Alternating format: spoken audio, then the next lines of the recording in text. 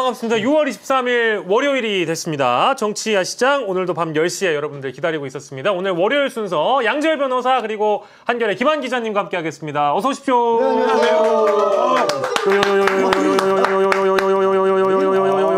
한밤중에 기운이 전하는 것 같아. 막 힘을 막 억지로 막 부여 넣어 저기 있어. 힘 안 내면 큰일 날 것 같아. 여기서 내는 에너지는 100% 내일 거 땡겨 쓰는 겁니다. 아침에 이제 버스 아침에 피곤해. 저도 야시장을 하고 나서 네. 집에서 잠이 잘 옵니다. 일단 일단 머리를 대면 바로 숙면 뻗을 수 있습니다. 야 불면 퇴치 방송이 그렇습니다. 이제 막판에 또 쏟아내기 때문에 예, 양 변호사님 두상 예뻐요 라고 저녁 식사님이 네. 말씀 주셨습니다. 두상이 너무 잘 드러나는 헤어스타일이죠. 예, 그러니까요. 우리 김한 기자님에 대한 댓글은 아직 안 올라왔습니다. 무관심. 아닙니다. 무관심. 올라오면 저희가 바로 소개해드리겠습니다. 김한 기자님, 예, 아직 안 올라왔습니다. 올라오는 대로 소개했습니다. 근데 웃긴 거는 제 댓글도 아직 안 올라왔습니다. 그러니까 전혀 서운해하지 않으셔도 됩니다. 그러면 양 변호사님 헤어 디자인 해주신 분이 오늘 올린 거 아닐까요? 뭐 뜬금없이 그분은 주무실 것 같습니다. 예. 애엄마라서 애 키우고 있어서. 근데 오늘은 이제 두 분 다 굉장히 정겹습니다. 점심 때 뵙고 오후에 뵙는데 밤에 다시 만나니까 너무 즐겁습니다. 자, 그 사이에 저희 대한민국에서 가장 화제가 되고 있는 뉴스는 아마 이제 이 소식이 아닐까. 11명 국무조정실장 포함하면은 대통령이 12명의 인선을 한꺼번에 했다라는 거. 요게 이제 굉장히 큰 빅 뉴스로 다뤄지고 있습니다. 11개 부처장관 후보자 지명했고 그리고 국무조정실장도 지명이 됐어요. 자, 일단은 뭐 총평하기가 좀 어려운 인선이죠. 왜냐하면 인원이 너무 많으니까. 네, 많죠. 예. 그래도 총평해 주세요. 총평을 한다면 네. 저도 이제 뭐 시사 쪽에서 방송을 한 지가 10년이 넘어가는데 그리고 각 정부 뭐 새로 출범할 때마다 혹은 중간중간에 이런 인선 소식들이 나오면 항상 언론에서도 큰 뉴스로 다루잖아요. 그리고 굉장히 중요한 일이기도 하고 하지만 딱히 기억에 남는 경우는 별로 없었어요. 그냥 그러려니 하고 있고 네. 또 이제 뭐 저도 뉴스를 많이 보지만 명단들 보면 이런 분이 있었나 이런 생각들이 주로 많이 들고 그쵸. 들어가면 뭐 또 저 중에 몇 명이나 뭐 잘 일하려나 이런 생각이었는데 네. 솔직히 이번 인선을 보면서 야 이렇게 이런 인선이 가능했어? 그러니까 어떤 대통령 새 정부 출범하고 주는 메시지라든가 네. 그 안에 본인이 인사를 통해서 보여주고 싶은 국민들에게 전달하고 싶은 어떤 그런 내용도 들어있는 것 같고 예. 또 일을 이렇게 끌고 갈 수 있다는 자신감 같은 것도 비추고 그래서 그냥 제가 본의 아니게 지금 뭐 칭송 아닌 칭송을 하고 있는데 네. 솔직히 오늘 인선은 좀 감탄하는 부분들이 많았습니다. 예. 우리 김현 기자는 저는 뭐 완전히 무릎을 탁 치는 인사다. 이런 인사는 사실 뭐 변호사님과는 다르게 지금 생각하지 않는데 어쨌든 고용노동부 장관의 현직 노동자 출신을 임명했다라는 거는 이거는 뭐 예, 어쨌든 우리가 뭐 그런 상상들 많이 했었잖아요. 네. 예전에 뭐 그런 면에서 굉장히 좀 뭐 신선한 일이었고 물론 뭐 민주노총 위원장이었고 캠프에 참여를 하게 했었습니다만 그리고 송미령 장관이 굉장히 놀랐습니다. 그러니까 이게 어쨌든 뭐 헌정사상 처음이라고 하던데 그러니까 이게 가능하구나. 예를 들면 우리가 어쨌든 그렇게 치열하게 정권을 다퉈서 정권을 교체하고 주고받는데 전 정부의 어떤 이유이건 간에 그러니까 저는 송미령 장관 자체를 임명한 게 일자라는 실용이다 이런 거가 아니라 어쨌든 이재명 대통령이 후보자 시절에 그리고 그 전에 정치인 시절에 굉장히 비호가 높았을 때 우려했던 어떤 지점들 있잖아요. 굉장히 닫혀 있고 굉장히 폐쇄적일 거고 뭐 이런 사람일 거야라고 하는 어떤 세간의 편견이나 이미지를 나는 그런 사람이 아닌데라고 100번 설명하는 것보다 이 인사가 본인도 당황하고 지금 국민의힘도 당황했다는 거 아닙니까? 그래서 저는 그런 면에서는 어쨌든 이 11명 중에서는 지금 언급량으로 따지면 제일 화제를 모으는 인물이 아닌가 싶습니다. 송미령 현 장관 뭐 인물에 대한 평가를 떠나서 맞습니다. 사실 김한 기자 말씀이 맞는 게 국민의힘이 당황할 수밖에 없는 게 이분 어찌됐든 계엄 때 내각에 있었던 분이에요. 그렇죠. 그러니까 이제 국민의 입장에서 뭐 정치 보복이라던가 아니면 자기 사람을 쓴다거나 여러 가지 공세를 막 펴야 되는데 송미령 장관 지명자 탁 나오면서 어라? 뭐라고 해야 되지 여기에 대해서 이렇게 돼버린 거예요. 근데 그런 지점이 있는 것 같아요. 그러니까 예를 들면 국민의힘이 지금 계속 과장돼서 우려하는 게 뭡니까? 특검법, 3대 특검법 통과 니네 너 우리 내란 세력이라고 해갖고 다 싸잡아갖고 정치 보복하려고 하는 거 아니야?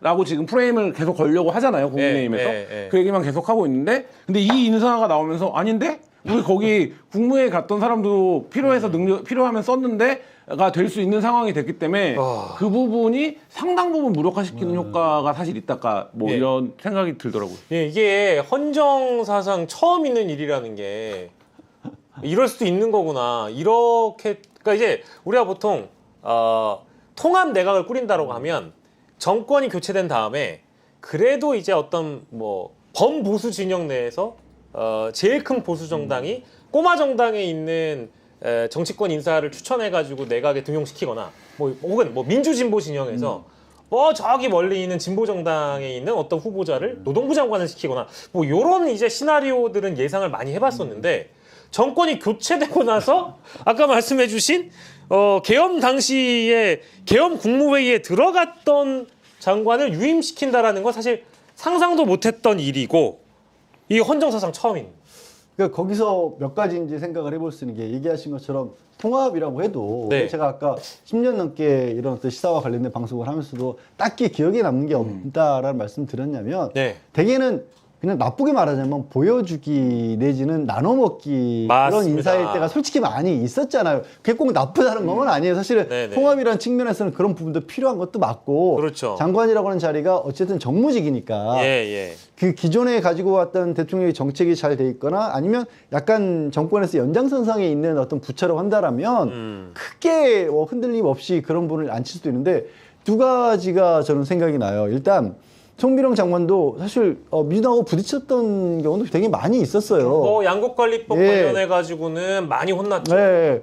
그리고 그 자기 어떤 뭐 이 농림부와 관련해서는 자기 그 농업과 관련된 부분에 상당히 산업적으로 자기 소신도 있고 그쪽 전문가로 알려져 있고 네. 그런 사람들이 쉽게 생각해서는 일을 잘하기 쉽다고 생각할 수 있지만 네. 사실은 고집이 있을 수도 있어요. 그렇잖아요. 게다가 보수 정권에서 윤석열 정권에서 일을 했던 사람이니까 네. 말을 제대로 안 들어먹을 수도 있는 인물이 될 수 있고 네. 거기에 대표적인 인물이 감동스럽지만 열차 운전하다가 갑자기 장관이 됐다는 소식이 그렇죠. 들리는 네. 김용훈 전 민주노총 위원장 같은 경우에는 예. 그 민주노총이라는 단어가 주는 우리 사회의 어떤 묵직함이라는 게 있잖아요. 그렇죠. 찬성이 됐든 반대가 됐든. 그러고 어떻게 보면 자기 고집이라는 거에 있어서는 송미령 장관 후보자보다 더 셀 수도 있는 사람인데 예. 그래도 필요하다면 쓸 수 있다는 거 플러스 그런 사람들을 내가 컨트롤할 수 있다는 자신감도 보이는 것 같아요. 아. 그러니까 그렇잖아. 이런 사람들이 잘 맞춰주면 모르겠지만 어긋나기 시작하면요. 걷잡을 수 없을 수도 있잖아요, 사실. 그렇죠. 네. 그런데도 쓴다. 네. 그거 아니에요. 그렇죠. 인선에 대한 자신감도 말씀 주신 거고 근데 뭐 당연한 질문인데 송미령 장관은 인사청문회 안 하잖아요. 그렇죠. 그죠? 그렇네. 유임이니까. 유임이니까 당연히 안 하는 거잖아요. 편하겠다. 그죠? 그러니까 바로 이제 뭐 정부 부처의 업무를 네. 연속성 있게 또 할 수 있다라는 장점이 있는 거죠. 그렇게 따지면. 혹시 그냥 웃기는 얘기지만 송미령 장관 나갈 줄 알고 개겼던 직원들 없을까? 뭐 찬밥 그치? 해라. 뭐 이제 곧 나갈 네. 거잖아. 막 이제 끈 이러다가. 떨어졌으니까 예. 이제 끝났다 송미령은. 뭐 시켜도 누군데 뭐 이러고 있다가 예. 근데 바로 밑에 있는 분들이 그랬을 수도 있는데 헉했을 거예요. 웃자 간 얘기입니다. 예, 맞아요. 예. 설마 그랬겠습니다만은 예. 아이고 정답이 저희가 이 투표를 그냥 바로 올리셨다가 지우셨네. 예, 유임된 장관은 하지 않죠. 예, 그러니까 이게 저도 정리하면서 알았는데 정권 재창출이 된 과거에 이명박에서 박근혜로 넘어갔던 시기에는 김관진 국방부 장관이 유임을 했고 그리고 이제 이 김대중 정부에서 노무현 정부로 넘어가던 시절에 정세현 통일부 장관이 또 이제 유임을 1년 정도 했어요. 이제 그런 전례는 있는데 정권 교체 시에는 없었다는 점. 그러니까 예. 한국 정치 지형에도 사실 상상하기 좀 어렵죠. 그러니까 상상하기 어려운 일이고, 그러니까 이 임명의 의미는 뭐 송미령 장관이 양곡법에 대한 입장이라든지 그리고 오늘 이제 뭐 국회에서 열렸던 그 농림축산식품위원회 그 국회 회의에서도 진보당이 강하게 반대 목소리를 냈고 농업단체들도 일부 그러니까 강한 반대를 하고 있는데 그런 반대를 떠나서 어떤 인선도 누구 100%를 만족시킬 수는 없죠. 다만 첫 번째 인선에서 이렇게 논란이 될 거를 알면서도 이 선택을 한 이유가 뭐냐. 그거를 좀 보는 게 중요하다. 이런 예. 생각이 들고 저는 그게 아까 얘기한 지금 말씀하신 것처럼 어떤 주도권, 그러니까 예. 자신감 이거 플러스 나는 니네가 말하는 것처럼 너희가 말하는 것처럼 내란 세력으로 싸잡아서 그냥 말하자면 일방적인 공격을 하는 게 아니야. 이거에 대한 어떤 근거 네. 뭐 이런 것들의 의미가 있다 이런 생각이 듭니다. 예. 그러니까 이제 송미령 장관이 유임하게 된 배경 중에는 국정 철학에 대한 동의 이것도 뭐 분명히 확인을 했을 거고요. 그런데 이제 우리가 아까 계속 얘기를 했던 내란 당시에 계엄 당시에 국무회의에 있었으면서 이 검찰 진술 과정에서 좀 협조적으로 자신이 그 당시의 상황을 설명해줬던 부분들도 어찌 보면 이 인물에 대한 평가로 들어간 건 아니겠는가 이런 생각도 많이들 하실 것 같아요. 그리고 상대적으로 물론 민감한 부분도 분명히 있지만 네. 다른 어떤 자리에 비해서는 정치 색깔을 좀 덜 띌 수 있는 자리라는 부분도 아마 있기는 있었을 거예요. 고려 대상이 될 수는 있었겠죠. 아, 농림축산식품부 예, 장관이라는 예. 자리 자체가 예, 물론 뭐 여기에 대해서도 뭐 과연 지금 이 양국관리법 받고 민감했던 부분도 있고 또 이 지금 뭐 농지 자체를 줄이자는 부분이 과연 타당한가 이런 논란은 끊임없이 있고 그래서 네. 진보당에서는 굉장히 강렬하게 반대도 하고 있긴 하지만 네네. 그런 부분인데도 불구하고 일정 부분에 있어서는 또 그런 어떤 국무회의와 관련해서의 진술이나 협력하는 모습 같은 것들이 충분히 타협할 여지도 있겠다라는 부분 판단도 있었고 네. 사실 이렇게 눈에 띄는 분들을 얘기를 해서 그렇지 나머지 분들도요 얘기거리가 참 많아요. 네, 많아요. 저희가 네. 사실은 조금 스피디하게 짚어볼 텐데 아무튼 뭐 송미령 장관이 검찰 진술 과정에서 막 그림까지 그려가면서 네. 협조적으로 검찰 수사에 어쨌든 뭐랄까 좀 협조하는 모습을 보여줬다라는 것이고 그리고 아까 말씀드린 대로 대통령의 국정 철학, 양국관리법도 이제 받아들일 것 같습니다. 그러니까 혹시나 뭐 그래도 싫다 하시는 분들은 일단 지켜보면서 충분히 판단을 하셔도 될 거라는 생각은 좀 들고요. 저는 뭐 기자로서 했던 건 장관 후보자를 11명 발표했는데 LG 출신이 2명 들어가는 거죠. 그렇죠. 네, 그 지점에서 보면 LG AI 연구원장인 배경훈 장관 후보자. 예, 과기부. 과기부 장관이고 그다음에 예. 국무조정실장에 여기도 LG죠. 다른 이력이 있긴 합니다. 후에 이제 공무원이 되긴 했었는데 윤창열 LG 글로벌 전략개발원장을 임명했다라는 점 예. 굉장히 좀 눈에 띄고 예. 앞서 임명했던 하정우 수석까지 치면 지금 AI 관련된 인사로 그 과학기술 라인을 다 채웠어요. 그러니까 그래서 어쨌든 뭐 그런 부분도 굉장히 좀 눈에 띄는 부분이고 네. 그다음에 뭐 요것도 그러니까 정치를 오래 본 사람들한테 새로운데 이제 정동영 의원이 통일부 장관을 2번째 맡았다는 그렇죠. 이 지점도 좀 새로운 부분입니다. 예, 그 LG 글로벌 전략개발원장이 여기가 이제 뭐 하는지 봤더니 글로벌 전략개발원장이 이제 통상 관련된 업무 보는 곳이라고 네. 하더라고요. LG 쪽에서. 그리고 이 LG가 AI 쪽에서 그러니까 많은 분들이 생각하시기로는 LG가 AI에 얼마나 이제 능한가 뭐 이제 이런 궁금증도 있으실 텐데 스탠퍼드 대학교나 해외에서 이제 한국의 LG AI 모델을 인식할 때 뭐 네이버도 보지만 LG에서 뭐 엑사원이라는 거를 좀 만들었었나 봐요. 근데 이런 LG AI가 국제적으로도 좀 높은 평가를 받고 있기 때문에 좀 더 선진적으로 앞서갔던 네이버의 AI 수장 네. 그리고 뭐 또 LG 쪽의 수장들이 이번에 입각을 하거나 대통령실에 들어갔다라는 건 약간 조금 보충을 드리면 그런 이유들이 다 고려가 됐을 거고 또 하나는 이렇게 네. 첫 번째 인선을 하는데 보통 정무적인 판단이라는 걸 어떻게 하는 거냐면 11명인데 LG 2명은 좀 그렇지 않아요? 이런 식으로 해요. 근데 그 고려가 없다는 거예요. 그러니까 예를 들어서 우리가 보면 관습적인 문법이긴 합니다만 뭐 호남 출신이 몇 명이다 뭐 이런 식으로 이제 이걸 따지잖아요. 그러니까, 예. 근데 이거는 특정 기업이 2명이 들어가는 거는 예. 뭐 제가 만약에 정무비서관이면 보고라도 했을 것 같아요. 이게 발표되면 네. 뭐 여러 가지 다른 이야기들이 나올 수 있지 않을까요? 근데 그거 없다. 네. 우리는 그거 안 따진다. 이 메시지도 또 분명히 있는 것 같아요. 그렇게 따지면은 네이버 그 미래 AI 수석도 네이버 출신인데 중소벤처기업부 장관 후보자의 한성숙 후보자도 네이버 전 대표네요. 그, 이분이 또 기자 출신이래요. 아 그래요? 네. 오. 그러니까 그런 거 저런 거 따지. 아까 제가 말씀드린 것처럼 보여주기나 나눠 밖에서 어떻게 볼까는 오히려 신경을 안 쓴 네. 걸로 오히려 보여주기를 네. 제대로 한 그런 상황이고. 예. 사실 보면 저는 이제 전재수 지금 의원 같은 경우도 장관 후보자 한 게. 하마평에 올랐던 분이죠. 이미 오르기도 했었는데 오를 수밖에 없었던 게 뭐 부산 지역의 유일한 민주당 의원이기도 하지만. 네. 그리고 그만큼의 영향력이라는 것도 당내에 있고 네. 부산 쪽에 수건 사업이라고 할 수 있는 것들을 실제로 공약을 이행할 수도 있다라는 걸 보여주는 게 아닌가 싶고 네. 지금 마침 이제 트럼프가 황당한 짓거리를 하는 바람에 네. 호르무즈 해협이 얼마나 위험한지를 또 예. 국민들이 봤잖아요. 이제 공약으로 이제 북극 항로 개척을 하겠다라는 거를 이재명 대통령도 공약으로 내세웠던 것이기 예. 때문에 그런 부분에서도 실제로 실을천 의지가 있구나. 공약이 진짜 빌공짜가 아니구나라는 예. 게 거기서도 보이는 거죠. 근데 실제 인사청문회에서는 근데 네. 지금까지 얘기를 안 했던 안규백 장관에 대한 아. 검증이 집중될 겁니다. 그러니까 그래요? 최초의 그러니까 말하자면 최초의 그러니까 문민 국방부 장관이기 때문에 의원 출신인데? 뭐 이게 5.16 이후 최초래요. 네. 네, 그 최초인데 그리고- 의원 출신이고 아유. 다선이고 아유, 요즘에 의원 국방위를 그렇게 오래 했는데 뭐 김민석 국회의원 뭐. 무슨 뭐 그렇긴 하지만 국회 아, 근데- 무시한다 그러잖아. 근데 이제 김민석 후보께서는 어쨌든 야인 시절이 좀 길었고 뭐 안규백 의원 같은 경우에는 내리 쭉 이제 사선을 하신 거잖아요.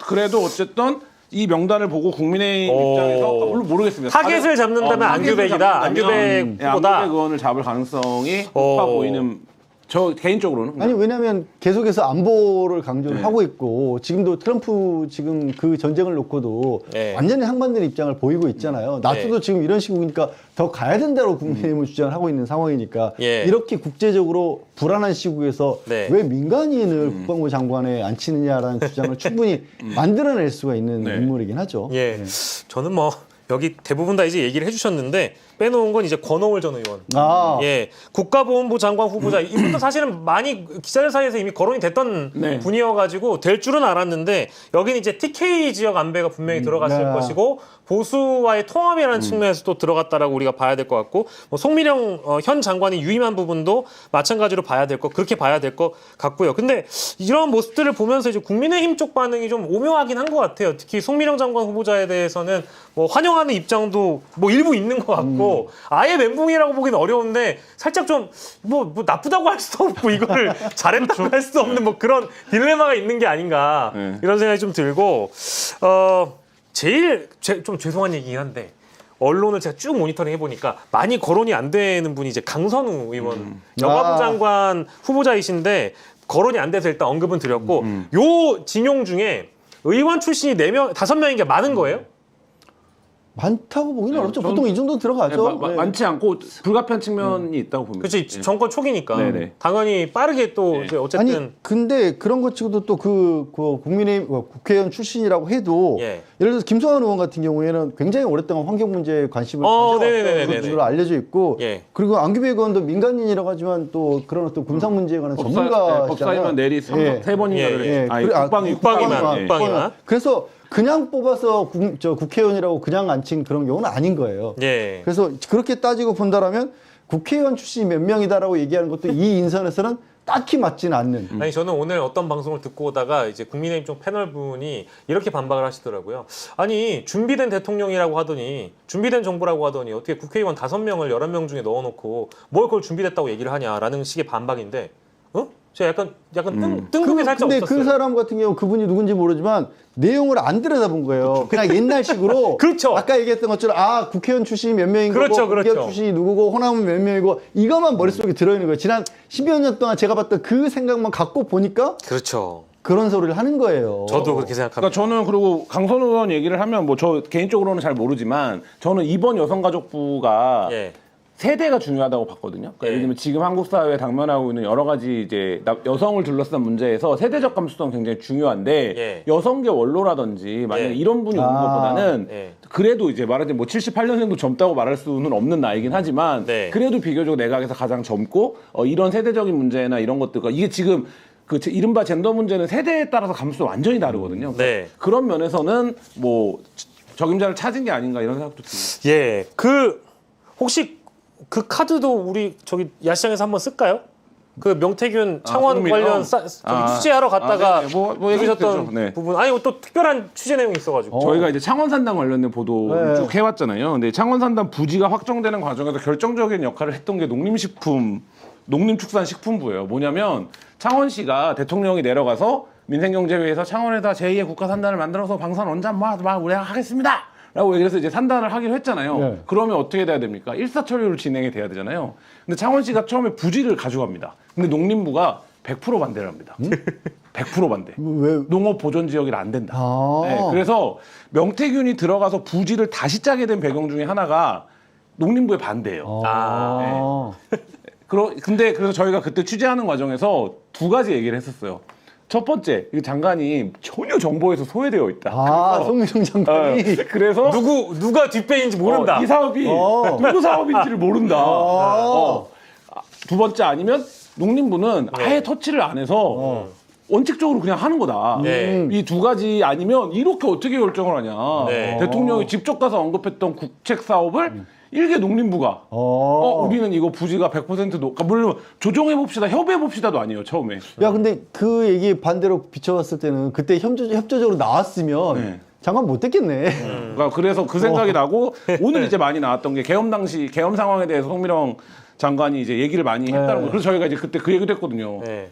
근데 여기가 어떻게 계엄회의를 갔지? 그러니까 김문수도 못 가는 회의를 네. 여기가 그때 창원선단이 누구 사업인지도 모르던 장관이 라는 얘기를 했었었는데 그래서 아마 이제 이 말씀 하시는 분들 중에 그런 얘기도 했죠. 그러니까 이분이 그래도 윤석열이 인정할 만한 뭐 능력은 있었나 보다? 아니면 그냥 아예 관심이 없었던. 아예 바깥에 있었던 거죠. 그리고 예. 한덕수 입장에서 그냥 국민 의결 점수 필요하니까 예. 연락 닿는 사람들 다 모여라고 했는데 예. 가보니까 그런 일이 벌어졌던 거고 예. 그러니까 자기는 이제 큰일 났다는 생각을 하고 있던 와중에 네. 수사를 받게 되니까 협조적으로 나왔던 거겠죠. 예. 캥기는 게 없으니까 상대적으로. 예, 저희가 이제 오늘 11개 부처 장관 후보자와 국무조정실장에 임명된 윤창열 이제 신임 조정실장 얘기를 정말 난상 토론으로 막 저희가 해봤는데 내일이 김민석 후보자 총리 네. 후보자의 그 인사청문회가 시작되잖아요. 근데 왜 오늘 발표했을까라는 생각 을 저는 해봤어요. 왜 오늘 발표했을까? 대통령은 원래는 보통 총리 후보자의 인사청문회가 끝나고 이제 인준이 통과되면 이제 뭐 총리의 어떤 장관 재청권을 존중해주는 형태나 방식으로 타임라인을 깔고 가서 그 이후에 이제 장관을 발표한다라는 게 이제 아마 FM이거나 매뉴얼이었을 텐데 23일에 딱 발표한 걸 보고 제가 느낀 건 약간 기선제압? 이게 있었나? 아니면 야 검증해봐 이건가? 이런 생각이 좀 들었어요. 저는 그게 이재명 대통령의 주된 목적은 아니었을 거라고 봅니다만 네네. 부수적인 효과가 지금 얘기한 부분이 분명히 있을 것 같아요. 그렇겠죠. 이거 어차피 검증하기 쉽지 않잖아요. 검증도 안 되고 인사청문회 자리에 증인도 없고 예. 그리고 국민의힘에서 하는 주장은 그런 뭐냐면 결국에 주진우 의원이 일방적으로 떠들었던 얘기들을 반복하는 수준이 될 것이고 예. 그러면 그 내일 기사에 예. 나올 만한 얘기가 있겠어요?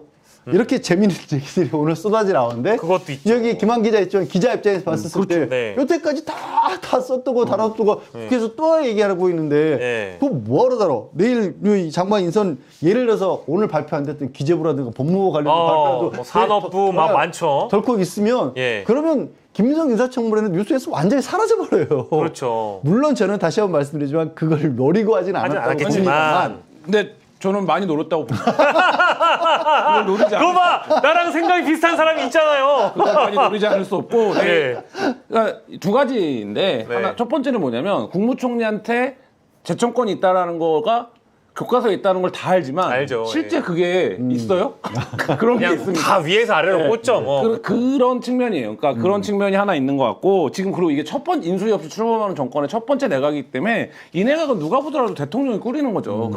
그런 현실적 조건 자체를 어떻게 할 수 없다. 근데 이게 정권 초에만 가능해요. 그런 말하자면 형식 논리를 일정 정도 비껴서는 게. 그러니까 그게 그래서 허니문 기간이라고 하는 기간이 무서운 거거든요. 그러니까 언론도 그걸 각 잡고 뭐라고 하기가 어려워요. 그 측면이 있고 또 한 가지 우리가 많이 하는 얘기지만 야 대통령이 못하는 일이 어딨냐 이런 얘기 많이 하잖아요. 그러니까 이게 대통령제에서 대통령만 전국을 바꿀 수 있는 키를 갖고 있어요. 그러니까 그 지점에서 제가 의도가 그거일 걸까 전국을 한번 바꾼 거예요. 그러니까 이러면 내일 아침자 헤드라인이 다 바뀌어야 되고 바뀌죠. 많이 바뀌죠. 네, 그 힘을 말하자면 집권하면 권력을 잡으면 합법적으로 쓸 수 있는 그 키가 지금 있는 때인 거죠. 근데 이게 정권이 가라앉기 시작하면 이제 단임제 정권에서 중반이 지나고 막 실기들이 많이 이루어지고 뭐 해서 가라앉기 시작하면 어떤 키를 써도 소용없는 국면도 분명히 뭐 오는 정권도 우리가 많이 봤지만 지금은 키를 쓸 수 있는 거고 그 키를 일정 정도 쓴 거다. 그러니까 이거는 내일 말씀하신 대로 국무총리 인사청문회 그렇게 될 거고 내일 만약에 얘기한 대로 법무부 장관이라도 발표를 해버리면 완전히 분산되는 효과가 나겠죠. 네. 참고로 그 국민들이 인사추천을 해줬잖아요. 국민 인사추천제를 통해서 거론됐던 장관들이 요 안에 또 후보자들이 요 안에 또 몇 분 계시다고 하니까 그 발표를 강훈식 비서실장이 일부 했고 아마 저도 이거 이제 확인된 건 아닙니다만 관계자한테 들었던 얘기는 뭐 노동부 장관이 실제 인사추천제를 통해서 추천이 된 걸로 저는 알고 있습니다. 근데 그럴만한 게요. 이분은 새마을호 운전하시다가 네, 오늘 들었다고 들었다고 하시잖아요. 이제 그런 게 이제 내일 더 화제가 많이 되겠죠. 오늘 당장 제일 많이 거론되고 있는 게 그 새마을호 운전하다가 야 노동자가 장관이 되는구나, 기관사가 장관이 되는구나 이런 겁니다. 그리고 개인적으로 이제 그분하고 술자리에서 네. 우연한 기회에 진짜요? 꽤 긴 시간 이런저런 얘기를 사담을 나누게 된 적이 있었어요. 와. 1년 정도 전에. 예. 근데 진짜 처음에는 이분 뭐 하는 사람인데 여기 와 있지? 서글서글 하시고 그리고 나중에 민주노총 위원장이라 그래서 예. 민주노총을 이분이 어떻게 이끌었지?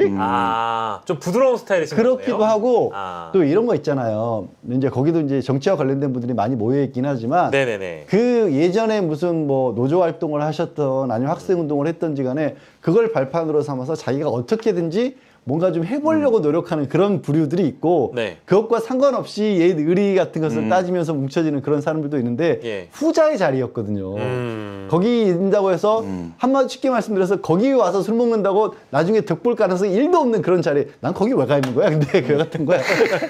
좋은데 안 가고. 아무튼 예. 그래서 얘기를 하다가 그럼 어떻게 지금 뭐 부산 울산인가 거기 계신다면서 어떻게 내려가지고 아니 좀 이따 기차 타고 내려가야지 뭐 그러고 기차 타러 가시더라고요. 깜짝 놀랐어요 이분 얼굴 보고. 또 인연이 또 그렇게 또 있으시다니. 하루 정도밖에. 그래도 신기하네요. 예. 아무튼 그 한국철도공사 내부의 그 회사 게시판이라고 하죠. 블라인드라고 하죠. 난리 났겠죠. 예, 익명 게시판 이런 데는 이미 막 짤도 올라오고 난리예요. 오늘 운전했던 새마을호에 그게 8810호인 걸로 알고 있는데 이걸 누가 이렇게 찍어가지고 자 장관님 타고 장관님 타고 내려가신다 모두 다 긴장해라 이런 글들이 막 떠돌아다니는 거죠. 그러니까 본인들도 신기한 거예요. 우리 회사 기관사가 장관이 됐으니까 얼마나 신기해. 그렇죠. 그리고 상대적으로 그 새마을호라는 것도 그래도 노총 위원장이었는데 네네네. 쉽게 말해서 좋은 열차들도 있잖아요. 그렇죠. 편한 열차도 있고. 근데 새마을호를 했네. 새마을호를 하고 있었던 거예요. 야, 참 이것도 진짜 스토리다, 그죠? 예. 이런 얘기가 팡팡 나오는데 예. 김민석이가 무슨 의미가 있겠어요, 언론에서. 저희 이거 인선 짓는 얘기 좀 길어져가지고 요거 짧게만 빨리 끝내면 오늘 발표된 내용 중에 법무부 장관이 없어요. 네. 당연히 뭐 지금 민정수석도 공백이고 해서 이래저래 좀 인사 검증 적체도 약간 있을 거라고 생각했는데 오늘 11명, 12명의 인선이 발표되는 걸 이제 보면서 알짜배기가 조금 남아있다. 꽤 남아있다. 이런 생각이 들었거든요. 법무부 장관은 뭘까요? 고심하는 걸까요? 검증의 문제도 있을 것 같고 네. 예를 들면 검증의 문제에서 지금 안 되는 건지 아니면 네. 전체적으로 민정수석을 방향성을 갖고 민정수석을 임명했는데 어쨌든 낙마했던 여파가 또 있는 것 같고 네. 그러면 결국엔 요 사법개혁 그러니까 검찰개혁의 라인업을 지금 다시 짜야 되는 요 차원의 고민이 있는 것 같고 네. 얘기한 대로 이게 이 정부의 초반부에서는 하이라이트 같은 인선이잖아요. 네. 그러니까 그것도 좀 작용하고 있는 것 같아요. 그러니까 예를 들면 11명에 묻어서 발표하진 않겠죠. 그런 부분도 있고 고민이 있을 수밖에 없는 게 예. 사실 뭐 저도 뭐 법조인의 한 사람이지만 예. 특히 이제 장관급이 될 정도의 인물이라면 민정수석이 될 만한 인물이라면 법조계에서도 특히 검찰 쪽에서 고위직을 거쳤을 가능성이 굉장히 높아요.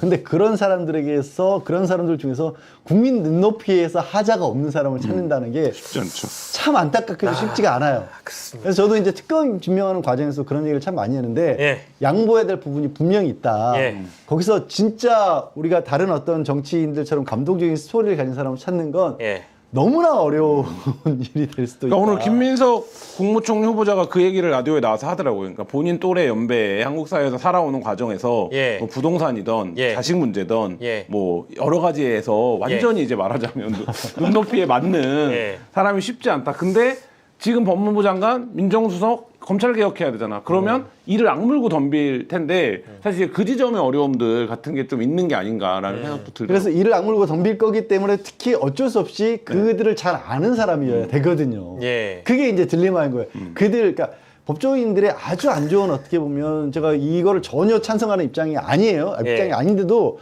뭐가 있냐면 그들이 인정하는 정도의 존재가 있는 사람이 아니면 반발이 굉장히 거세질 거고 일을 하기가 굉장히 어렵습니다. 그리고 그렇겠죠. 현실적으로도 그들 내부에 대해서 잘 알고 있는 사람이어야 또 추진력도 나오는 거거든요. 예. 근데 그 중에서 지금 얘기했던 그런 조건들을 어느 정도는 충족시키는 사람을 찾는다는 거. 예. 이게 이제 아마 이재명 대통령도 굉장히 이 머리가 아플 겁니다. 그러네요. 쉽지 않네요. 지금 근데 알짜배기 진짜 많이 남아 있습니다. 기재부, 교육부, 그럼요. 법무부, 행안부, 산자부, 보건복지부, 국토부. 야, 이 다 많이 남아 있고, 문체부 또 있고. 그런데 여기 하나 빠진 게 있어요. 기후에너지부.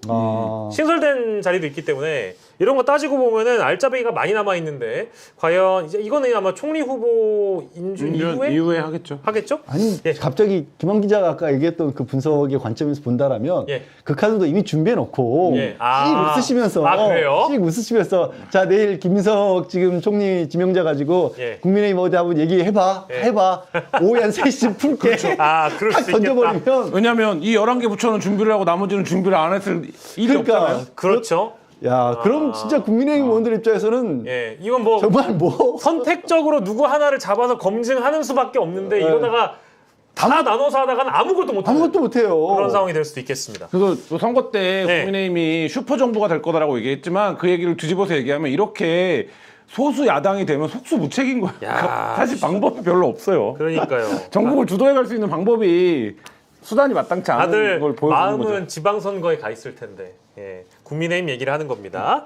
자, 그리고 이제 내일부터 모레 아까 잠깐 우리 김한 기자님 말씀해주신 김민석 국무총리 후보자 청문회 진행이 되는데 이게 검찰이 사건까지 이제 배당을 해버리고 오늘은 뭐 또 이제 권순정 고검장인가 그 양반이 이 프로세 글까지 쓰고 막 이러는 걸 보면 검찰은 아무튼 어떻게든 좀 발악을 하고 있는 모습처럼 보이기는 하는데 그래서인지는 몰라도 국민의힘에서 이미 피의자 김민석이라는 워딩까지 지금 나올 정도이거든요. 그러니까 이거는 저는 뭐 썩 지금 총리 후보자의 검증 대목에서는 뭐 정치적으로는 쓸 수 있는 어휘라고는 생각이 듭니다만 이거 어디까지 그냥 망신주기잖아요. 아닌가요? 뭐 그 측면이 있죠. 예를 들면 이미 조선일보도 지적했듯이 청문회 전철을 부르겠다 이런 거는 망신주기 아니냐라는 지적을 보수 언론조차 하고 있는 거고 네. 어쨌든 검찰이 왜 지금까지 해체 위기를 맞은 겁니까? 그러니까 정치 개입의 문제인 거잖아요. 근데 네. 뭐 이 문제는 어떻게 이해하더라도 검찰이 언론에 한 줄 걸쳐서 정치 개입을 했다라고밖에 볼 수 없는 거잖아요. 네. 이거를 하루 만에 말하자면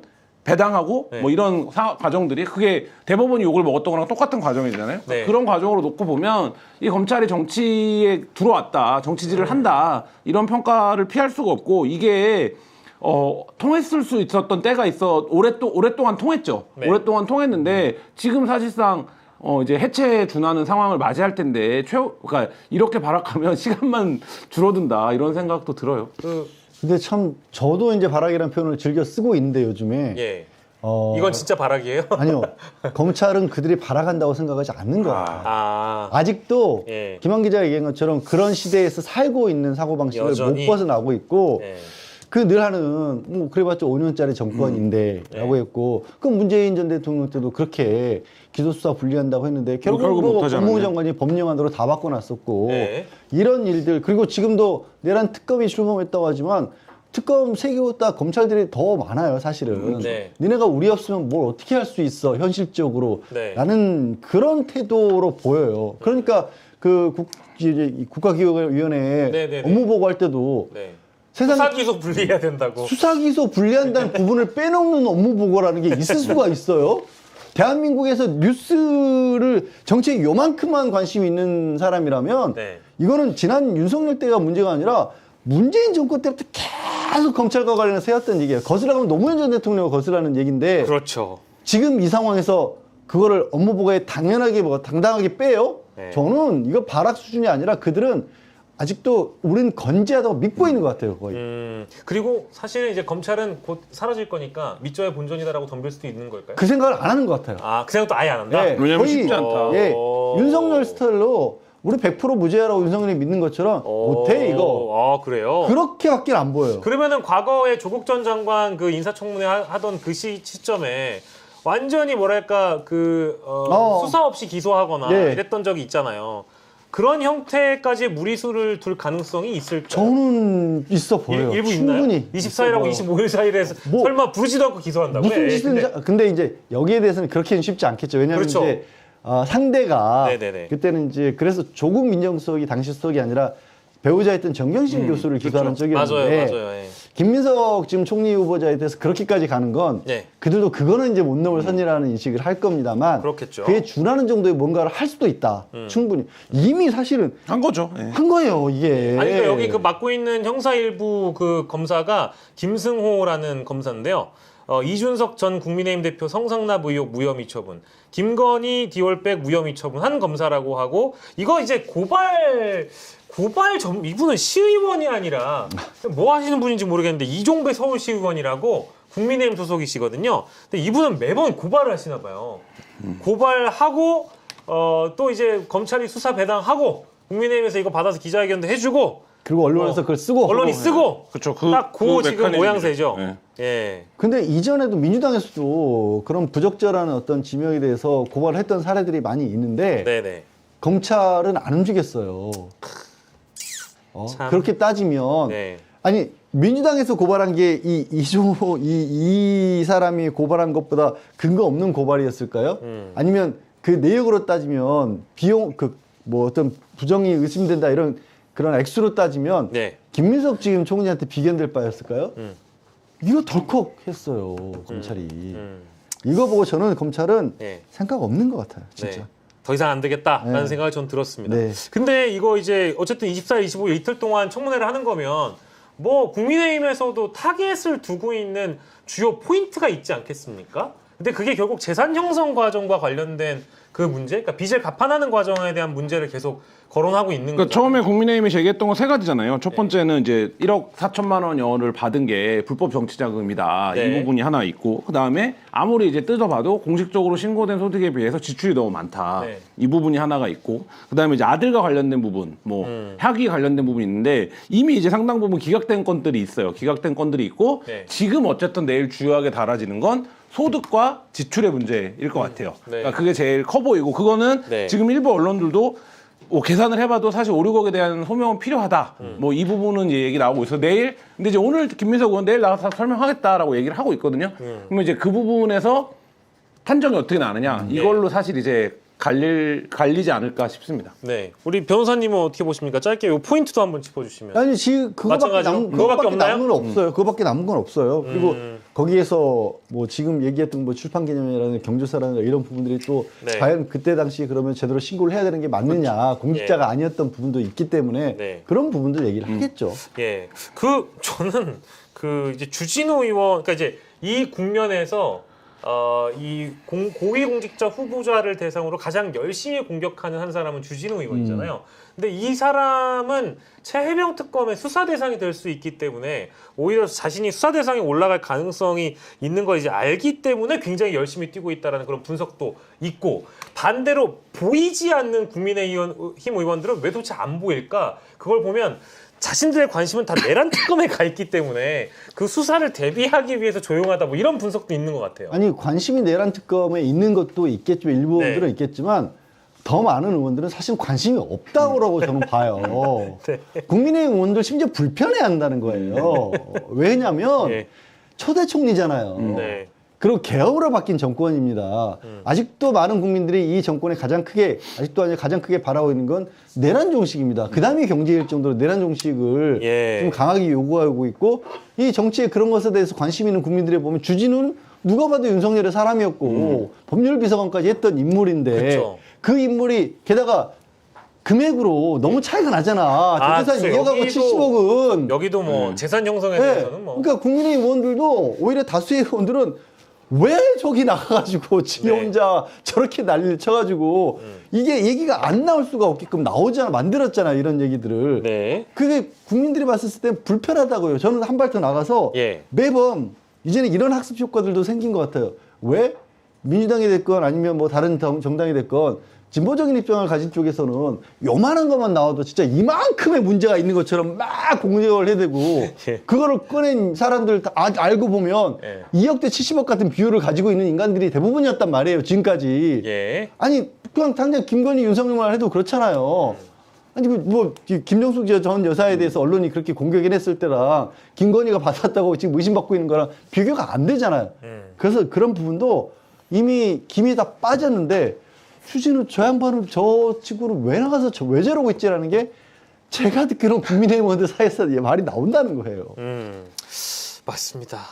윤석열 정부 초대 총리였던 한덕수 국무총리 후보자 총리의 과거에는 의 경우에 여러 문제들이 있었어요. 재산 형성 과정에서의 문제, 왜 거기가 그 로펌에 가갖고 그렇게 돈을 받은 것인지, 그리고 왜 하여튼 등등등 여러 문제가 있었고 채택을 하네 안 해 하다가 지금 양 변호사님 얘기한 초대 총리인데 우리가 이러고 넘어간 거거든요. 그때 회의록 같은 거 찾아보면 그 재산 형성 과정에서 쉴드 치는 거 과간이에요. 근데 지금 이제 그 부분의 어떤 형평성 문제, 그리고 이 형평성이 처음 제기되는 게 아니라 이전 사건들에서도 그 제기됐던 이게 결국에 뭐 노림수가 어떤 것인지에 대해서 국민들이 많이 인식하고 있다라는 점이 중요한 것 같고, 저는 뭐 주진우 의원이 제기한 의혹들을 보면 일정 부분 어떤 부분에서는 당연히 인사검증 차원에서 해명해야 되는 부분도 있고 소명해야 되는 부분도 있는데 이 주진우도 윤석열이 조국을 바라볼 때 그랬던 것처럼 그림을 갖고 있어요. 그러니까 라는 생각이 들어요. 그러니까 이게 정상적으로 형성됐을 리 없어. 내가 딱 보면 알지. 수사를 하고 있다라는 얘기죠. 그래서 그 방식의 접근이 이루어지고 있어요. 그러니까 윤석열이 어쨌든 조국 사태 처음 났을 때 사모펀드 관련된 얘기, 거기에 뭐 우리가 이제 익히 알고 있지 않습니까? 보고를 제대로 받지 않고 문서를 제대로 읽어보지 않는다는 걸. 근데 얘기 듣고 뭐? 사모펀드? 그건 투기꾼들이나 하는 거지. 뭐 이렇게 간 거예요. 그래서 이게 그림을 갖고, 그러니까 이게 예단이겠죠. 그러니까 뭐 그런 걸 갖고 바라보기 시작하면 거기에 부합하는 증거들을 조합해 가는 과정인 거예요. 근데 언론은 이걸 쫓아가는 과정에서 어쩔 수 없이 그 부분의 진실, 부분의 사실을 보도하기 때문에 이게 마치 이만큼의 의혹이 있는 것처럼 이제 비춰지는데, 결국에 지금 남아있는 건 한 5억, 오늘 보니까 최종 금액이 한 5억대 정도, 뭐 국민의힘에서는 애초에 13억이라고 했다가 금액이 줄어서 한 5억대 정도 되는 것 같은데, 이 5억대에 대한 소명 부분만 지금 뭐 예를 들면 김민석 국무총리는 오늘 라디오에 나와서 본인이 할 수 있다라고 후보자는 얘기를 하는 거니까 이제 그 부분을 지켜보면 될 것 같습니다. 뭐 오늘 뭐 뉴스타파에서도 후보자 검증 이런 연속 보도 내고 있는데 쉽게 잘 썼네요. 번 돈보다 쓴 돈이 많다라는 그 의혹에 대해서 결국 해명을 하려면 이제 그 소득과 지출을 비교해서 그 차이에 대한 설명을 좀 해야 되는데, 현금 흐름을 막 지금 국회 자료를 토대로 다 계산을 해놨거든요. 6억 6천만 원 상당하는 그 현금 규모를 어떻게 내일부터 소명할 것인가, 이제 요거를 좀 지켜보면. 그리고 지금 여기서 뭐 모르겠습니다. 뭐 주진우 의원이랑 확인하고 얘기하는 건지 모르겠는데 처의 재산 수입이나 이런 부분들에 대한 얘기들이 안 나오고 있어요. 그러니까 사실 그 부분 포함해서 이제 가계 수입이라는 건 가계 수입과 지출이라는 건 결국에 합산되는 거잖아요. 근데 이거를 이제 한 사람의 수입을 기준점으로 놓고 계산을 해버리면 사실 이제 안 보이는 부분, 저도 사실 우리 와이프가 얼마 버는지 모르고 얼마 버는지 모르는데 뭐 근데 이게 이제 공직자다 보니까 전체는 합산 신고를 합산해서 보이기 때문에 그 대목에 대해서 저는 이제 그 대목에 대해서 만약에 뭔가 사람들이 뭐 이게 빠졌었네라는 게 나오면 의외로 단순한 문제일 수도 있다, 이런 생각도 듭니다. 그러면 결국 주진우 의원이 하고 있는 것에 대해 그런 관점을 가지고 저도 그 수긍을 가는 부분이 있는데, 그러면 또 검찰이 더 세게 나올 가능성도 또 배제를 못하는 여전히. 일단 이틀간 벌어지는 인사청문회에서 김민석 총리 후보자의 해명을 잘 한번 국민분들께서도 판단해 보시면 좋을 것 같습니다. 자, 저희 뭐 특검 얘기하기 전에 요거부터 좀 얘기해 볼게요. 김용현 전 장관 두 번째 구속영장 심사가 연기가 됐습니다. 근데 이 자해, 저는 이제 김용현 이 자해 구속 만기가 26일이잖아요. 그죠? 6월 26일입니다. 25일 오전 10시에 구속영장 심사를 하겠다라는 거잖아요. 오늘 정확히는 그러니까 기피 신청을 했다고 알렸잖아요. 그거 알고 있잖아요. 기피 신청을 해서 기피 신청과 상관없이 기피 신청하고 영장 실시 심사를 동시에 진행을 했어요. 해당 재판부에서. 그러니까 이 동시에 진행했다는 의미는 뭐냐면 원래는 다른 재판부에서 진짜로 이게 기피할 만한 사안인지를 봐야 되는데 이 재판부에서 바로 볼 수 있을 만한 사안이라고 일차적으로 재판부는 판단을 한 것 같아요. 그런데 들어가서 굉장히 그 김용현 변호인단에서 여러 가지 주장들을 뭐 황당할 정도로 왜 특검 기간도 아닌데 활동도 시작도 안 했는데 네. 이 부분을 추가로 공소 제기를 했느냐라는 부분부터 시작을 해서 그건 그리고 특검법에 나와 있는 거. 네, 네, 말씀해 주세요. 맞아요. 아까 예, 예. 뻔히 정리가 됐는데도 불구하고 네, 네. 재판부 입장에서 봤을 때 이게 늘 하던 사건이 아니잖아요. 예. 그리고 판사들은 어찌됐든지 간에 정확하게 법조문에 맞아떨어지게 해결이 없게 진행하는 것을 어쩌면 정말 금과 옥조처럼 여기는 사람들이기 때문에 네. 자기들 보기에도 내란 특검법 가지고 재판해본 판사가 몇 명이나 있겠어요. 그 사람이 어떤 판사냐를 떠나서 네. 그러니까 안 되겠다. 내일 모레 다시 합시다. 네. 라고 연기를 한 거고 시간은 충분해요. 그렇게 따지면 충분하다고요? 아니, 그러니까 그 시간 그 판사가 쏟아졌던 그런 어떤 주장들에 대해서 예. 법조문에 비춰봤었을 때 예. 전 판례가 있는지 검색해보고 찾아보기에 시간은 충분하다는 거고 네네. 결론은 저는 예. 25일 날 이 구속을 시킬 수밖에 없다고 보고 있어요. 저는. 그렇군요. 아까 말씀드린 것처럼 이 재판부에서 이거를 같이 정하겠다고 한 것 자체가 예. 원래는 다른 재판부에서 봐야 되는데 우리가 그날 같이 보겠습니다라고 얘기를 해버렸어요. 김용현 변호인단이 그 얘기를 마지막에 해버렸어요 오늘. 그러니까 25일 날 하겠다라는 건 우리를 구속하겠다는 얘기랑 똑같은 얘기다. 왜 25일이어야 되냐? 진짜네. 25일 신문은 구속영장을 발부한다는 이야기입니다. 왜 25일이라는지 제발 말을 해주십시오. 뭐 이제 이런 판사 식의. 뒤통수에 대고 그렇게 소리를 쳤다는 거예요. 대고. 예, 그러니까 잘 이게 가시길 바랍니다. 일반 국민들이 여러 가지 법리적인 어떤 그것까지 따질 필요가 없이 예. 이 변호인단도 25일 날 심리를 한다라는 건 이게 구속이구나. 네. 그럼 내가 성공 보수를 못 받겠구나. 이렇게 생각을 지금 했다는 거죠. 예. 아무튼 뭐 요렇게 내란범들과 관련된 두 번째 구속영장이 뭐 추가적으로 또 발부가 되고 계속 이제 구속이 연장이 되는 효과가 이 사람뿐만 아니라 지금 여인영, 문상호의 경우에도 군검찰이 이제 오늘 추가적인 혐의로 이제 기소를 했기 때문에 동일한 조치가 내려질 거라고 봐야 되겠죠? 뭐 사건의 구체적인 혐의 사실 자체는 다르긴 하지만 예. 여기도 똑같은 공감대를 이루는 거죠. 그리고 저 얘기를 구체적으로 요청을 했다라는 건 어차피 지금 내란 특검과 관련해서도 그 군에 있지만 그 기록들도 일정 부분 검토를 끝냈고 예. 뭐 여기도 충분히 기소할 수 있고 구속할 수 있는 상황이라는 판단을 한 거죠. 이게 뭐 특검 군검찰이 요청한다고 덜컥 될 수 있는 건 아니거든요. 근거도 없이. 네. 그렇게 따져보면 다시 한번 검찰로 휙 돌아와서 검찰은 뭐 하고 있었다는 얘기를 안 할 수가 없어요. 이거 그렇죠. 맞습니다. 예. 그동안 뭐 했냐 이거죠. 예. 사실입니다.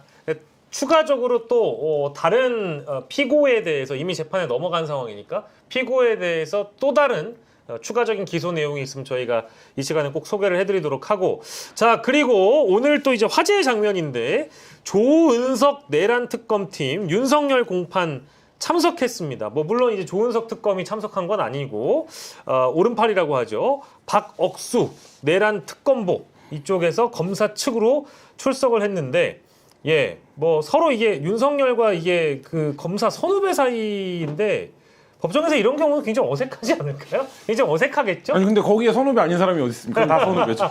뭐 누구를 가져다놔도 당연히 선후배가 되는 거죠. 이 경우에. 예, 당연히 어색한 그런 상황일 텐데 사법연수원 29기면은 오늘 그분하고 동기네. 권순정, 김웅, 손준성, 예, 그분들하고 동기인 것 같네요.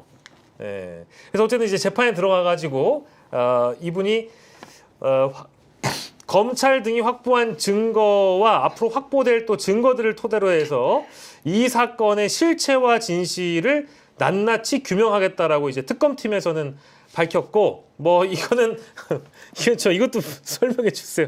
윤 전 대통령 변호인단이 특검팀이 검찰로부터 재판을 이어받은 것 자체가 위헌이다라고 지적을 했다고 합니다. 그냥 이거는 아무 말이나 진짜 한 거예요. 이거는 윤석열이 말해주면 되지 않나? 그러니까요. 자기가 해봤다고. 윤석열이 얘기해주면 되는 건데.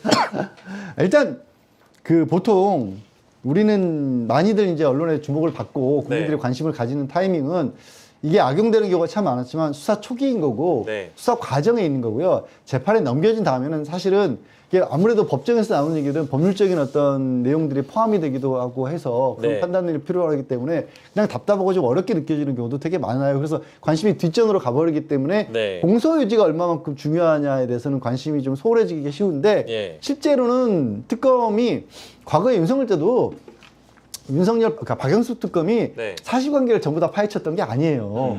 기존의 경찰이나 경찰에서 수사했던 부분을 갖고 와서. 정리를 해서 법적으로 어떻게 이거를 적용을 할 것인가 플러스 이미 수사를 사전 조사를 했던 부분에 대해서 확인하는 작업들을 거쳤던 거거든요. 예. 이 특검도 마찬가지인 거예요. 그래서 지금 검찰이 하고 있던 걸 특검이 받아서 그리고 검찰 같은 경우 뭐 아닌 말로 하다가 그만두고 나갈 수도 있는 거고 인사로 이동할 수도 있는 거고 그런 여러 가지 문제가 있는데 특검이 하게 되면 공판과 수사가 일체가 되고 특검 기간이 끝날 때까지는 여기에 딱 묶이는 거거든요. 예. 그래서 일관성을 가지고 이 사건을 추진할 수가 있고 그래서 이 특검보도 거기에 아까 얘기한 것처럼 그동안 재판 너무 늘어졌다. 왜 이렇게까지 늘어져가지고 그 대목은 재판이냐. 굉장히 좀 상쾌했습니다. 예, 그 부분을 지적을 할 수가 있는 거예요. 우리 이제 전담으로 매달릴 거다. 정확하게 이렇게 얘기했습니다. 5개월이 지나 구속된 피고들의 석방이 임박하는 등 법 집행이 지연될 거란 우려가 많습니다. 이런 점을 참작해 직위원 재판을 지금보다 더 신속히 진행해 줄 것을 요청드린다. 요건 좀 상쾌했어요. 아니 그 얘기도 지금 말씀드린 연장선에서 하는 거예요. 특검은 네. 이 사건만 파니까 네. 우린 이 재판만 하면 돼. 너 다른 재판이라고 뭘 얘기하지 마. 지금 대한민국에 이렇게 중요한 재판이 어딨어. 요거 빨리 일주일에 두세 번씩 잡아줘. 이 얘기를 한 거예요. 네. 그리고 요거 하나 저는 궁금한 거 있어요. 특검팀의 감사원 감사관? 네.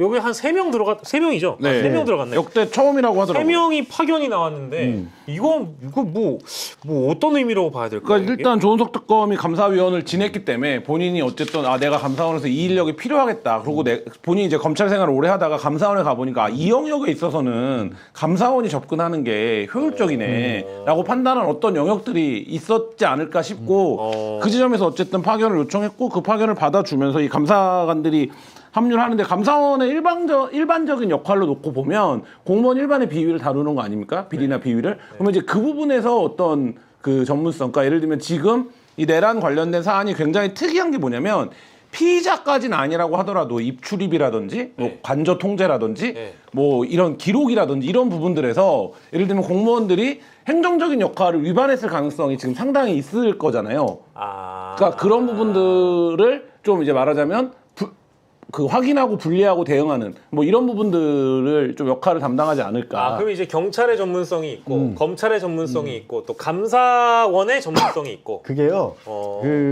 보통 이제 국민들의 관심을 직접적으로 받지는 않기 때문에 잘 모르시는 부분인데 사법연수원 시절만 해도 법원 검찰 못지않게 성적도 좋고 이른바 그 커리어를 가지고 출세를 하고 싶어하는 연수생들이 지망하는 데 중에 하나가 감사관이에요. 네. 그래서 여기도 그리고 감사관으로 활동을 하다가 그 자기가 개발했던 전문 영역 그들을 가지고 검찰로 이직하는 경우들도 종종 있었어요. 네. 그래서 이 감사관이라고 해도 그러니까 사실은 검사나 다름없는 활동을 한다. 대상이 공무원일 뿐이지. 그리고 이제 조특검 같은 경우도 감사원으로 있으면서 본인이 지금 얘기한 것처럼 눈여겨봤던 감사관들이 있었을 겁니다. 그 사람들 데려간 거예요. 그렇군요. 그리고 일선부처에서 예를 들면 감사관이 오면 어마어마합니다. 이 말하자면 공무원들의 어떤 공포와 불안이라는 건. 그래서 사실 이제 검찰이 더 범용해서 이렇게 좀 크게 쓰이긴 하지만 초기부터 이른바 권력의 맛을 누릴 수 있는 감사원이 더 세요. 그래서 또 이제 지저분한 사건도 없고 뭐 폭력 사건 이런 것도 안 하고. 그러니까 예를 들면 검찰에 가서 자료를 싹 가져가요. 그러면 이제 예를 들면 말단 5급이나 5급이 말단은 아니지만 어쨌든 그러면 생각을 하죠. 이거를 나를 처벌하려고 하는 건 하는 수사는 아닐 텐데 이런 생각을 할 거잖아요. 당연히. 근데 감사관이 가서 싹 긁어가요. 그러면 다르죠. 왜냐하면 본인의 지위라든지 후에도 이게 이제 기록이 남으면 문제가 되기 때문에 저는 이제 그런 부분의 효과도 있겠다라는 생각이 들더라고요. 뭐 어쨌든 감사관의 역할 나중에 또 추가적으로 뭐 취재들이 나오면 저희가 또 한번 들여다보도록 하겠습니다. 뭐 신선한 부분도 있고 이게 신선한 편이 맞는지 모르겠는데 저는 사실 오늘 주목한 내용 중에 뭐 어차피 예정됐던 거긴 한데요. 이 최혜병 특검팀 있잖아요. 최혜병 특검팀의 사무실이 장소가 아크로비스타 턱밑이라고 보도가 나와서 그 로드뷰로 제가 찾아봤어요. 야, 그냥 걸어서 5초도만요. 그러니까 나오면 그냥 5초예요. 그러니까 바로 옆 건물이에요. 서초동이니까. 근데 그거는 아니 5초야 5초. 그러니까 거기 갈 데가 몇 군데 없어요. 사실.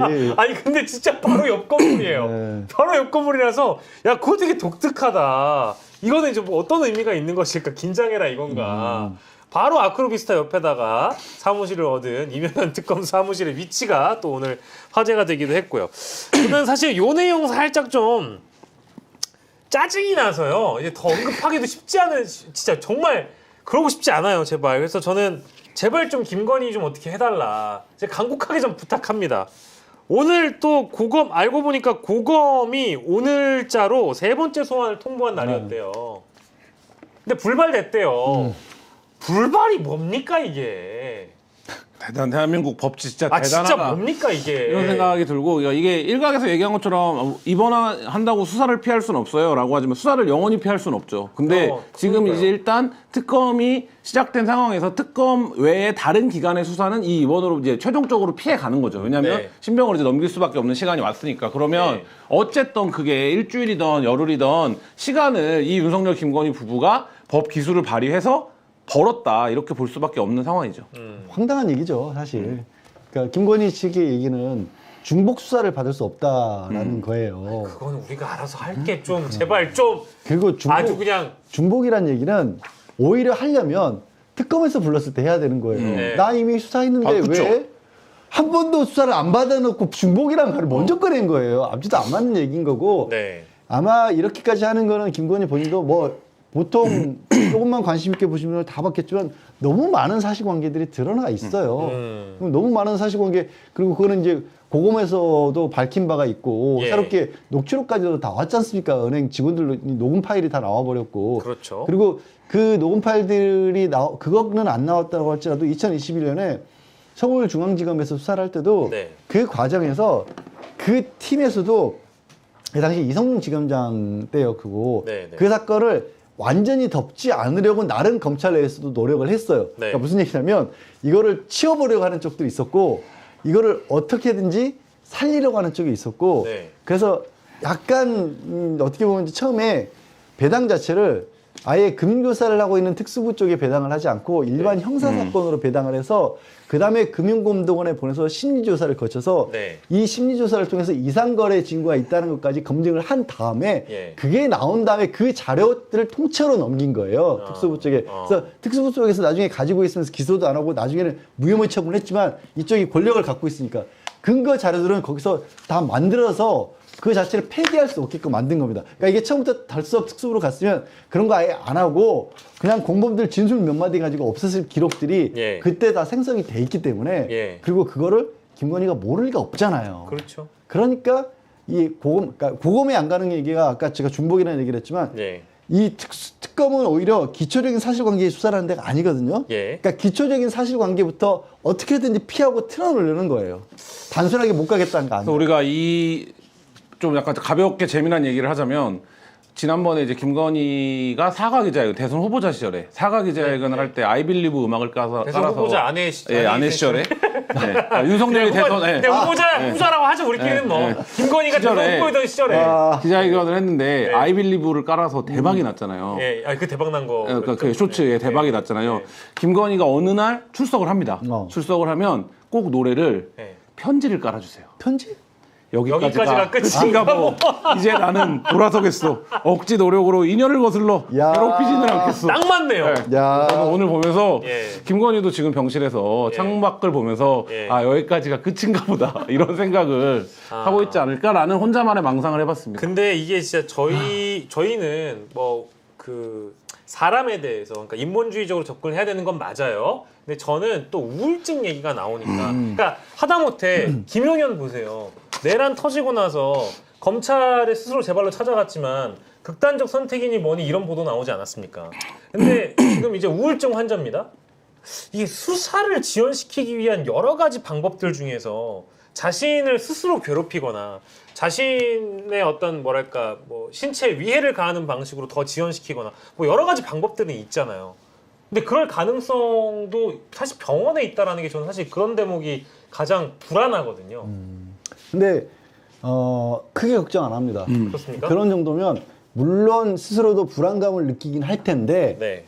기본적으로 수치심이라든가 아니면 자기 잘못에 대한 인식이 없는 사람들이라고 저는 보이거든요. 네. 그러니까 김건희나 김건희 일가가 해왔던 그런 어떤 짓을 보면 그런 것들이 여러 번 드러나요. 그러니까 나에게 불리한 상황이다라는 생각을 할지 몰라도 예. 아 이게 잘못했다라든가 큰일 났다든가 이런 식의 생각을 안 할 것 같아요. 네. 그래서 아까 인본주의 얘기를 했지만 뭐 네. 윤석열도 그렇고 사람인데 예, 이게 지금 인간 가치관은 그 인간에 대한 어떤 가장 네. 기본적인 게 지금까지도 2000년 넘게 동양에서 많이 따져질 때가 성선설이냐 성악설이냐 네. 이런 얘기 하잖아요. 네네. 그러면서 맹자를 주로 성선설을 네. 우물에 빠진 아이를 보면 누구나 건져오고 싶어한다라면서 사람에 대한 얘기를 하잖아요. 근데 그게 사람들이 뒷부분을 꼭 놓치거든요. 아, 뒷부분이 뭐가 있었군요. 부끄러움을 모르는 자는 예. 사람이 아니다라 그랬어요. 아이고. 맹자는 사람을 요만큼 놓고 예. 그 사람에 대해서 성선설을 얘기했고 이 안에 안 들어오는 인간들은 사람을 안 쳤어요. 아. 그래서 저기 그 역성영웅도 주장을 했어요. 저 철학 전공입니다. 아오. 동서양 고전에 두루 능하시더라고요. 아직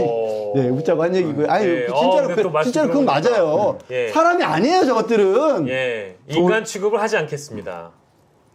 저는 뭐 많이 안 남았다고 봅니다. 아, 그래요? 예. 그러면 네. 혹시 그 아산병원의 뭐랄까 내밀한 취재는 좀 어렵잖아요. 어렵죠. 병원은 기본적으로 이제 병력이나 병원에 대한 취재는 사실 어렵기 때문에 그리고 적절한 영역도 아니죠. 사실 이제 그 부분은 왜냐하면 본질이 아니기 때문에. 그러니까 예를 들면 우리나라에 구속돼야 되는 사람 중에 우울증의 비율이 범죄자들 다 우울해요. 예를 들면 구속될 때 다 자기만의 세상이 꺼지는 거예요. 그 기분이 아니고 야 내가 구속되지만 내가 재기할 거야 이런 사람이 어디 있어요? 다 우울하죠. 근데 그거는 모든 이제 말하자면 신병 구속을 앞두고 있는 사람들이 갖고 있는 디폴트 같은 거고. 근데 권력이라는 건 뭐냐면 내가 우울하다라는 거를 과시하면서 호소하면서 병원에 있을 수 있냐 없냐. 제가 예를 들어서 어떤 범죄를 저질렀다고 치죠. 그러고 나서 난 우울하니까 지금 병원에 그게 아산병원이 아니라 무슨 동네 병원이라도 내가 입원했다고 그럼 바로 경찰이 오죠. 가자고. 근데 그거를 안 하고 있는 거죠. 그냥 그 집행을 안 하고 있는 건데 예. 저는 이 특검이 어디로 향해 갈지는 이 특검이 통과됐을 때부터 알고 있는 거 아닙니까? 그렇죠. 예, 이 3대 특검은 모두 김건희를 향해 달려요. 그리고 그 과정에서의 누가 먼저 데려갈 거냐에 대한 경쟁이 오히려 벌어질 거라고요. 그러니까 누가 먼저 데려갈까? 김건희 특검인가? 그건 뭐 얼마나 특검들이 열심히 하고 하냐에 따라 달려 있겠지만 근데 결국엔 모든 특검들이 모여서 이제 언론 브리핑을 시작하고 뭐하고 하면 결국엔 김건희를 누가 먼저 소환할 거냐의 게임이 되는 거기 때문에 예. 김건희가 지금 이 상황을 피해갈 수 있는 방법은 그러니까 이미 없다. 예. 그걸 알고 있다. 예. 우리 이거는 한동훈 전 법무부 장관이 네. 정리를 해줬어요. 아, 맞아요. 그 측에 암 환자 많습니다. 네, 네. 네, 암 환자도 맞죠. 많습니다. 예, 유명한 발언이죠. 네. 예. 그러니까 피고인들이거나 범죄자들의 뭐 인권 뭐 알겠다. 근데 다만 어디까지나 법의 엄정함은 누구에나 똑같다. 이제 그 얘기를 하면서 나왔던 얘기인데 저희가 그리고 또 사실 뭐 저희도 우울해요. 국민들 다들 우울증 걸렸어요. 내란 때문입니다. 이런 얘기를 하면 실제 좀 마음이 안 좋으신 분들도 있을 계실 수- 거 아니겠어요? 그럼요. 예. 근데 저는 이런 말을 하게 만든 김건희가 문제라고 생각하고요. 그럼요. 김건희라는 자가 우울증이라는 병명 자체를 굉장히 좀 오염시켜놨다고 저는 생각합니다. 그렇기 때문에 그를 탓하시고 그러다 보니까 이게 실제 이게 본인이 뭐 물론 전략일진 모르겠지만 김건희 스스로가 수사를 지연시키거나 체포당하지 않으려고 입원을 너무 빨리 한 거 아닐까 싶기도 해요. 그거는 이제 약간 네, 여러 가지 해석이 가능한데 네. 저는 폐착이라는 쪽에 그렇죠. 무게를 그러니까 두고 있습니다. 저도 그런 생각이 약간 드는데, 그리고 그거를 이제 주변에 있는 변호사들은 다 알았을 거예요. 네. 저는 윤석열조차도 알 수 있었을 거라고 봅니다. 이거 지금 들어가면 안 네, 되는데. 타이밍 아니야. 야, 이거 지금 아닌데. 엑셀 너무 여보, 지금 아닌데. 지금 당기면 안 돼. 근데 땡겨버렸네. 예. 이게 이러면 수사관들의 양만 오른다고. 와, 뭔가 야. 그러나 누구도 그녀를 꺾지 못했다. 예. 그거는 저는 그렇게밖에는 보이지 않아요. 예. 그리고 우울증 정말 실제로 심하게 우울증이 있으신 분들은 입원이 되려면요. 네. 그러니까 자해가 오래될 정도의 상황인 분들이 맞습니다. 이게 네. 강제 입원인 거지. 그럼요. 자기 기분 안 좋다고 우울증이라고 이건 정말 진짜 환자들을 모욕하는 거예요. 그러니까요. 예, 저도 동의하고요. 뭐 결과 인과응보라 가지고 계속 이렇게 버티다가 결국에는 끌려 나오게 돼 있습니다. 예, 끌려 나오는 장면이 국민들에게 다 포토라인에 서기 싫어가지고 지금까지 이랬는지 모르겠지만 처참하게 진짜 멍멍이 같이 끌려 나오는 모습을 한번 보여드려야 되겠어요? 그렇지 않습니까? 예. 그게 진정한 힐링의 시작이 아닐까 싶어요. 그러니까요. 저는 대한민국 법치국가입니다. 정의로워야 됩니다. 우리 특검에 계신 분들께서 예, 결기를 보여주시는 걸 기대하도록 하겠습니다. 이재명 대통령 오늘 지금 막 이제 들어온 종합 보도에 따르면 오늘 여당 원내대표단 만찬이 있었는데 송미령 농림식품부 장관 유임 결정에 대해서 우려의 목소리, 우려 섞인 목소리가 뭐 일부 또 나오지 않았습니까?